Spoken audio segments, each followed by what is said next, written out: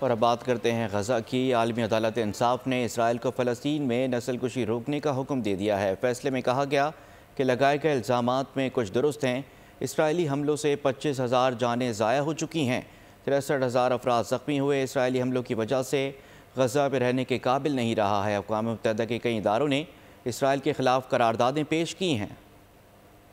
عالمی عدالت انصاف میں اسرائیل کی درخواست مسترد، فلسطین کی نسل کشی کے خلاف جنوبی افریقہ کی درخواست قابل سماعت قرار دے دی گئی۔ صدر عالمی عدالت نے عبوری حکم سناتے ہوئے غزہ میں انسانی امداد سے پابندی ہٹانے کا حکم دیا۔ عالمی عدالت انصاف کے 15 ججوں نے فیصلے کی حمایت کی اور 2 نے مخالفت کی۔ عالمی عدالت انصاف نے قرار دیا کہ جنوبی افریقہ کے عائد کردہ الزامات میں سے کچھ درست ہیں اور اسرائیل کے خلاف نسل کشی مقدمے میں فیصلہ دینا عدالت کے دائرہ اختیار میں ہے۔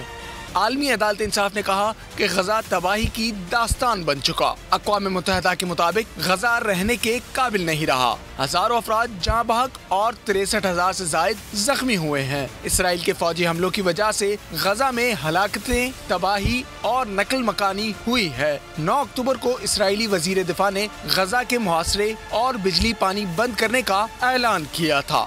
عدالت نے فیصلے میں کہا کہ غزہ میں اسپتالوں پر بھی حملے کیے گئے، بچے نفسیاتی دباؤ کا شکار ہیں، 20 لاکھ سے زائد آبادی تکالیف میں مبتلا ہے۔ عدالت نے اسرائیل کو 1 ماہ میں رپورٹ پیش کرنے کا حکم دیا۔ عالمی عدالت نے کہا اسرائیل پابند ہے کہ اس کی فوج غزہ میں نسل کشی کنونشن کی خلاف ورزی نہ کرے۔ تمام فریق بین الاقوامی قانون کے پابند ہیں۔